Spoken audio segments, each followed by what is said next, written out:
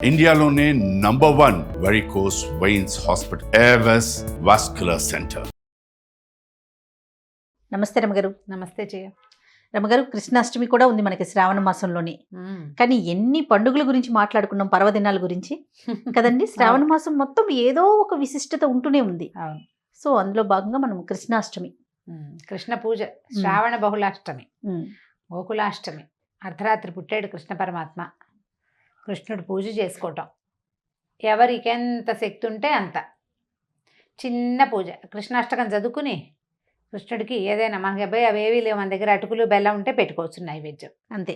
అటుకులు బెల్లము, పాలు పంచదార, పెరుగు, నెయ్యి, వెన్న, మీగడ ఇవన్నీ పెట్టుకోవచ్చు. ఇంకా నువ్వు చెయ్యి పాలకాయలు, కజ్జికాయలు, ఆకాయలు, ఈకాయలు, కాయపొడి ఏవి కావాలంటే అవి ఏవి పెట్టినా సరే. ఏవి పెట్టలేవు నువ్వు, పుట్టు ఒక గ్లాస్ పాలు పెట్టు, మనస్ఫూర్తిగా దండం పెట్టుకో, చక్కగా పూజ చేసుకుని రంగబల్లులు తీర్చి ఇల్లంతా కృష్ణపాదాలు వేసి బియ్యం పిండిలో చెయ్యి ముంచి ఇలా వేయటం.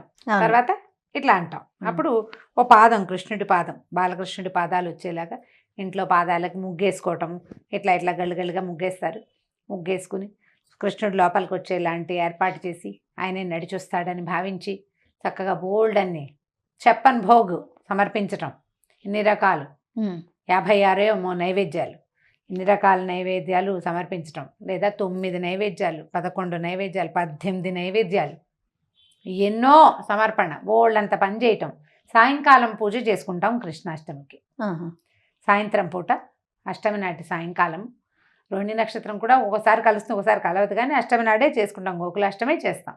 చక్కగా కృష్ణుడికి సంబంధించిన పాటలు పాడడం, చిన్న ఉయ్యాలు వేయటం, ఆ ఉయ్యాలు ఊపుతూ లాలి పాటలు పాడడం, అంతా మన సంతోషం, భగవంతుడి పట్ల మనకున్నటువంటి ప్రీతిని చూపించుకోవటమే అంతే కృష్ణాష్టమి పూజ. ఆసక్తి ఉన్నవాళ్ళు బాగా ఘనంగా చేసుకుంటారు. అవకాశం లేకపోయినా కూడా చిన్న పూజ అయినా, పొద్దుటి పూట అయినా ఒక దీపారాధన చేసి కృష్ణుడికి ఏమైనా ఇది పెట్టి, తర్వాత ఒక నెమలి పింఛం ఉంటే అది దేవుడి దగ్గర సమర్పించి ఒకరోజు, మన దగ్గర కృష్ణుడి పటం ఉందనుకో, ఒక నెమలి పింఛాన్ని కూడా సమర్పించవచ్చు, ఆయనకు అది కూడా ఇష్టం. ఓ నెమలి పింఛము, ఒక వేణువు సమర్పించి చక్కగా ఇన్ని రకాల నైవేద్యాలు పెట్టుకుని, కాయపొడి కూడా పెడతారు, శొంఠి పొడి కూడా పెడతారు. ఇప్పుడు శొంఠి పొడి కూడా నివేదనే చేయటము. తర్వాత కృష్ణ జన్మ ఎలా జరిగిందో, జీవితం, భగవంతుడు భూమి మీద పుట్టదలుచుకున్నాడు. ఇప్పుడు ఆ పుట్టేది ఎక్కడ పడితే అక్కడ, ఎలా పడితే అలా కాకుండా ఒక ప్లాన్డ్గా చేశాడు. ఆయనే ముందే నిర్ణయించుకుని మరీ వచ్చాడు. నిర్ణయించుకుని వచ్చాడు. ఇప్పుడు ఇక్కడ ఈ ద్వాపర యుగంలో కృష్ణుడు జన్మించటము వాళ్ళ అమ్మా నాన్నలకి మేలు జరిగిన మేలుతో పాటు ప్రపంచానికి మేలు జరిగింది. సృష్టికి అంటే ప్రపంచానికే జగద్గురువు అయిపోయాడు ఆయన. ఆయన కృష్ణుడు ఇచ్చినటువంటి భగవద్గీత వల్లే ఇంకా భారతదేశంలో ఎంతో కొంత ధర్మం నడుస్తూ ఉంది. అవునండి. భగవద్గీతే మన జీవితాలకి ఆసరా. మనం ఒక సాక్ష్యం చెప్పాలంటే ఇండియన్ పీనల్ కోడ్లో ఉన్నది ఏ విషయం మీద సాక్ష్యం చెప్పాలన్నా భగవద్గీత మీదే ప్రమాణం చేయాలి. మన తాలూకు ధర్మ గ్రంథం జీవితానికి అతి దగ్గరగా ఉండేది. అందులో ఆధ్యాత్మికమైన విషయం బోధించబడింది, కానీ మన జీవితాలకి అత్యంత ఆవశ్యకతమైనటువంటి ధర్మాన్ని ప్రబోధించిన శ్రీకృష్ణ పరమాత్మ జన్మదినాన్ని ఎలా చేతొస్తే అట్లా ఉట్టి కట్టడము చాలా చేయొచ్చు. విశేషంగా ఉట్టి కట్టడం మన సాంప్రదాయం ప్రకారం ఎలా వీలుగా ఉంటే అలా చేసుకోవచ్చు. ఎంత చిన్న ఇంట్లో అయినా కృష్ణుడికి ఎల్లలు లేవు ఆయన్ని పూజించటానికి. మామూలుగా మహావిష్ణు ఆరాధన, ఆయన అలంకార ప్రియుడని చాలా పువ్వులు సమర్పించాలి, బోళ్ళంత సమర్పణ విష్ణువుకి. కానీ విష్ణువంశ సంభూతుడు, విష్ణువతారుడైనటువంటి శ్రీకృష్ణుడికి చిన్న పదార్థం కూడా చాలు. ఆయనకి మణులు మాణ్యాలు ఇచ్చేయక్కర్లేదు, అలంకారాలు. ఓ నెమలి పింఛం ఇచ్చినా చాలు, ఓ గుప్పెడు అటుకులు పెట్టినా, అది కూడా ముక్కిపోయినవి, పాతవి, మన ఇంట్లో పనికిరానివి అయినా సరే శ్రద్ధ మాత్రమే తీసుకుంటాడు కృష్ణుడు. నీకు ఆయన పట్ల ఎంత ప్రీతి ఉంది, ఎంత భగవంతుడి మీద నీ ధ్యాస ఉందో, ఆ ఒక్క ధ్యాసే నువ్వు ఇచ్చే ప్రసాదం స్వామికి. నువ్వు ఒక భగవంతుడి మీద ధ్యాస ఉంటే నువ్వు తప్పులు చెయ్యవు. చూడు, ధర్మ ప్రవర్తన ఉంటుంది. భగవంతుడి మీద ప్రీతి ఉన్నవాడి, భయం ఉన్నవాడి పరిస్థితి వేరు. ఇక్కడ మనకు కావాల్సింది భయం కాదు, భక్తి. భక్తి, ప్రీతి, అవ్యాజమైన అనురాగం భగవంతుడి మీద. అతడి వల్లే మనం ఇలా ఉన్నామన్న ఒక ధ్యాస. మనలాంటిదే ప్రపంచమంతా అనే ఒక ఆలోచన. నువ్వు నేను కూడా ఒకలాగానే పుట్టాం, రూపాలు వేరు, మనమంతా ఒక దాంట్లో ఇంచే వచ్చాం. మనం భగవద్గీత కనుక స్పష్టంగా చదువుకుంటే, దాని అర్థం తెలుసుకుంటే, ప్రపంచంలో అందరూ ఒకటేలాగా కనిపిస్తారు. అది అర్థమయ్యేలాగా చెప్పాడు కృష్ణుడు. అంచేత ఈ రోజున చక్కగా కృష్ణాష్టమి పర్వదినాన కృష్ణుడిని తలుచుకుంటూ చక్కటి పూజా విధానంతో షోడశోపచారాలు చేసి ఎన్ని రకాల ప్రసాదాలు నైవేద్యాలు పెట్టుకుని పిల్లల్ని కేకలేయకుండా ఇతరులను నిందించకుండా మనం ఎప్పుడు చెప్పుకునేటట్టుగానే పోట్లాడుకోకుండా, పర్వదినాల్లో పోట్లాడుకోవడం మానేసినా శ్రావణ మాసం అంతా మనకు అలవాటైపోతుంది. అంతే. పోట్లాడుకోకుండా ఉండాలి. చూడు, శ్రావణ సోమవారాలు, శ్రావణ మంగళవారాలు, బుధ గురు ఖాళీ, మళ్ళీ శుక్రవారం, మళ్ళీ శ్రావణ శనివారాలు కదా. ఈసారి సప్తములు, భాను సప్తములు వచ్చినాయి. అంటే ఆదివారము సప్తమి నక్షత్రం వచ్చింది ఈ నెలలో రెండూను. కాబట్టి భాను సప్తమి సూర్యుడికి అత్యంత ప్రీతిపాత్రమైన దినం. కాబట్టి ఆ రోజు కూడా జాగ్రత్తగా ఉండాలి. మళ్ళీ సోమవారం వచ్చేస్తుంది. మధ్యలో మనకి ఎన్ని వచ్చినాయి? వరలక్ష్మి వ్రతం వచ్చింది. వరలక్ష్మి వ్రతం చాలా ఇంపార్టెంట్ కదా. అక్కడి నుంచి ఏమో రాఖీ పౌర్ణమి వచ్చింది, పొలాల అమావాస్య ఉంది. ఇది కాకుండా మధ్యలో కృష్ణాష్టమి వచ్చింది. కృష్ణుడి పుట్టినరోజు అంటే మామూలుగా మన ఇంట్లో పుట్టినరోజుకి మనం ఎన్ని జాగ్రత్తలు పడతాము? ముందు ఒక 4 రోజులు, వారం ముందు నుంచే ప్రిపరేషన్లు మొదలు. అవును. బట్టలు కొనాలి, డ్రెస్సులు కుట్టించాలి, కేక్ ఎక్కడో బుక్ చేయాలి, వచ్చి ఆ బిస్కెట్లు ఎక్కడి నుంచో తెచ్చుకోవాలి, ఎవరెవరికి పిలవాలి, ఎవరెవరిని ఏం చేయాలి, ఇవన్నీ ఆలోచిస్తాం. మరి కృష్ణుడి పుట్టినరోజుకి మాత్రం వద్దు అవన్నీ. ముందు దాంట్లో జాగ్రత్తగా మీరు ఏం చేయాలి? మొదట పోట్లాడుకోవడం, తిట్టడం మానేయాలి. అవే జాగ్రత్తలు. ఇది వహించి ఈ రోజున చక్కగా పూజ చేసుకోవటం. పిల్లలకి ఏదైనా కృష్ణ శతకం కానీ చిన్న పద్యాలు అవి నేర్పించండి. ఈ సందర్భంగా మనం ఏం చేయొచ్చు అంటే తెలుగు పద్యాలు కూడా బోళ్ళన్ని పద్యాలు ఉన్నాయి. ఏంటి, నీవే తల్లి తండ్రి, నీవే నా గురువు దైవము, కృష్ణుడు నిజముగా కృష్ణ అంటది. కృష్ణుడు చివరొస్తాడనమాట. అట్లాంటి పద్యాలు కానీ, లేదా వసుదేవ సుతం దేవం కంసచాణూరమర్దనం దేవకీ పరమానందం కృష్ణం వందే జగద్గురుం, జగద్గురు అయిన కృష్ణుడికి నమస్కారం చేస్తూ ఆ శ్లోకాలని పద్యాల్ని పిల్లలకి నేర్పించండి. ఈ సంవత్సరం నేర్పిస్తే వచ్చే సంవత్సరం కృష్ణాష్టమికి పిల్లలే చెప్పేస్తారు చక్కగా. ఒట్టిగా 8 శ్లోకాలు, తర్వాత 2 ఫలశ్రుతి 10 శ్లోకాలు చిట్టివి అలాంటివి నేర్పించండి. మీరు చదువుకోండి, కృష్ణుడికి సంబంధించిన గాథలను చదువుకోండి, భగవద్గీత చదవండి, భాగవతంలో కొన్ని పద్యాలు కానీ కొన్ని ఘట్టాలను కానీ చదువుకోండి.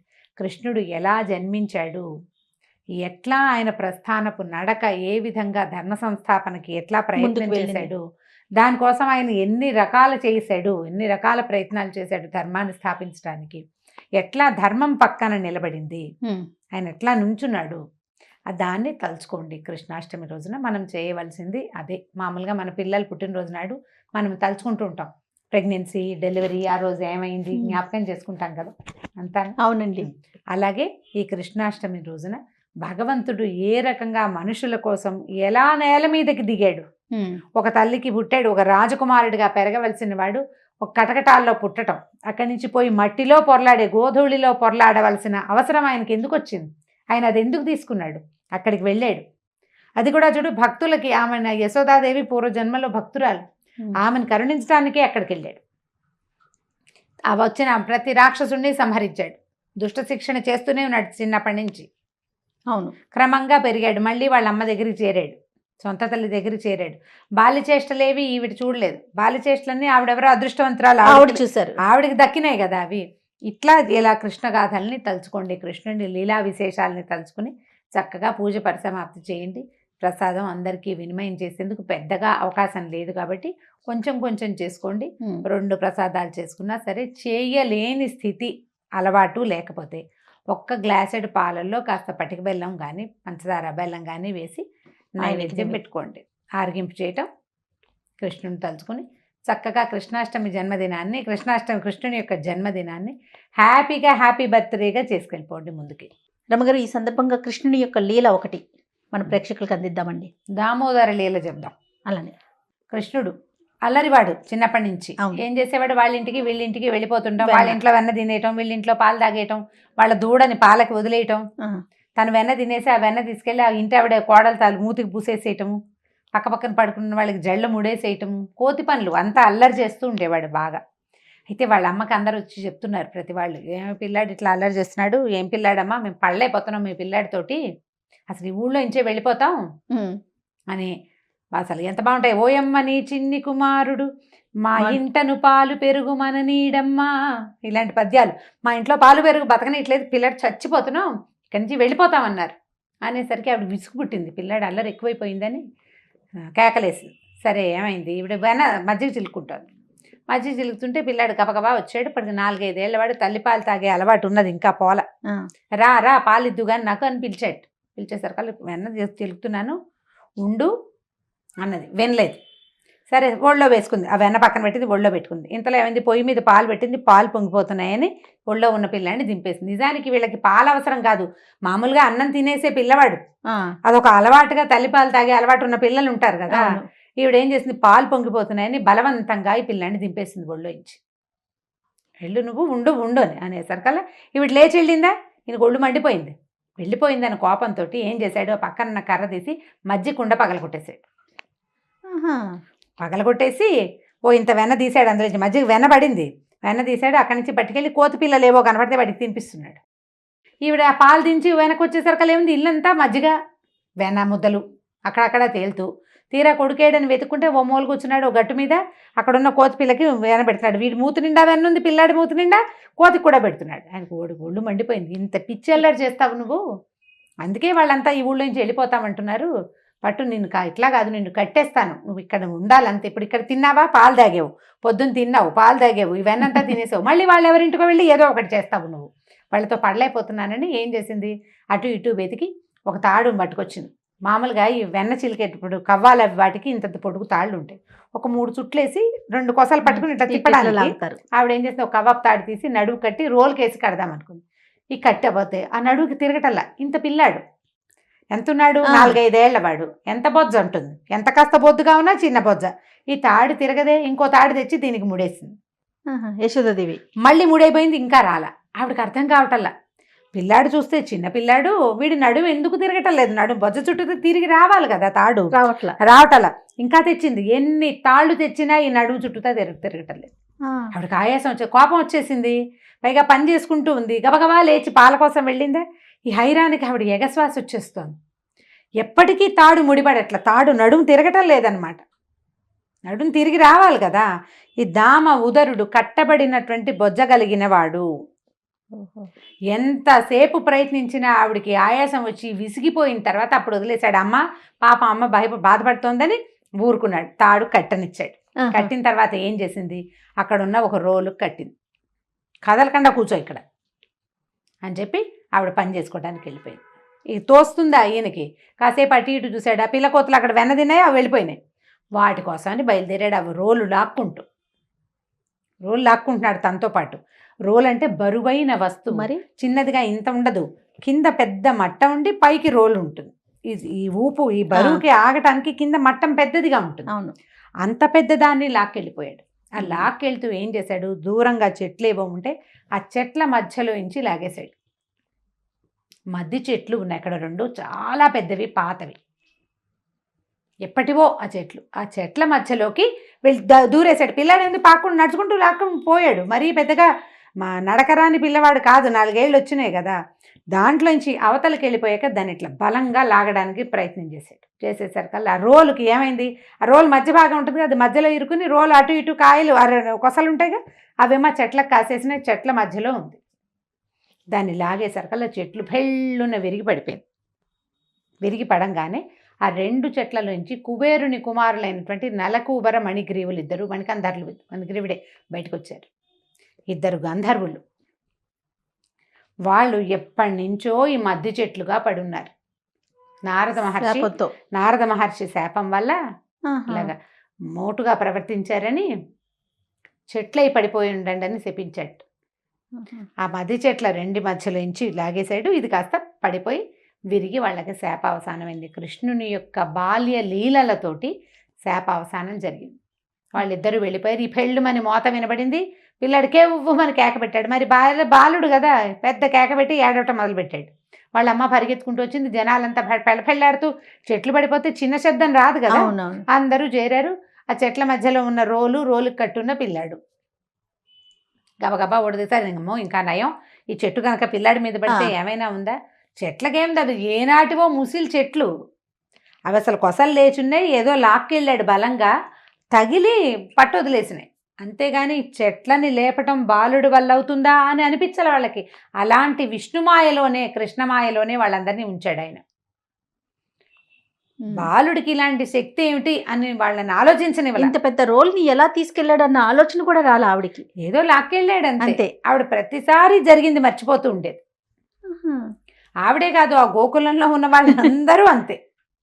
ఒక వాక్యం అనుకుంటారు, అయ్య బాబు ఇంతంత చెట్లు ఎలా లాగేశాడు, ఆ తర్వాత ఇంకేం లేదు.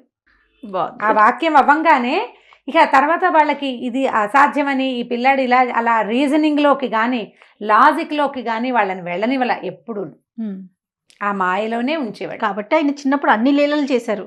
అప్పుడు ఈ పిల్లాన్ని తీసుకొచ్చుకున్నారు, మళ్ళీ అంత భూమి మట్టి తీసి రక్ష పెట్టారు. అయ్య బాబాయ్ కాస్తుంటే ఏమైపోయేది, చెట్టు పడిపోయేది అని చెప్పి తీసుకొచ్చేసారు. ఈ దామోదర లీలనే, దామోదరుడినే మనం కార్తీక దామోదరుడిగా కథ చెప్పుకుంటాం.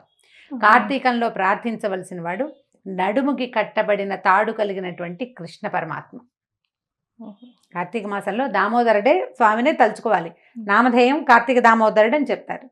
ఈ లీలని స్మరించుకుంటే కార్తీక మాస ఫలితం లభిస్తుంది.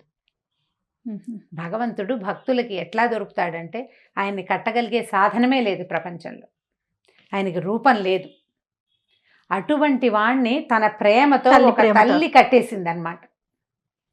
ఆమె యొక్క ప్రేమాతిశయంతో, పుత్రప్రేమతోటే కట్టగలిగింది. భక్తుడు అట్లా భగవంతుణ్ణి కట్టగలుగుతాడు. చిన్న భక్తి శ్రద్ధ, నీకు భగవంతుడి మీద ఉన్న ప్రేమ ఆర్తే అతను నీకు పలికేలాగా చేస్తుంది. అంతే. చాలా బాగుంది రమ్మ గారు. నమస్తే. నమస్తే.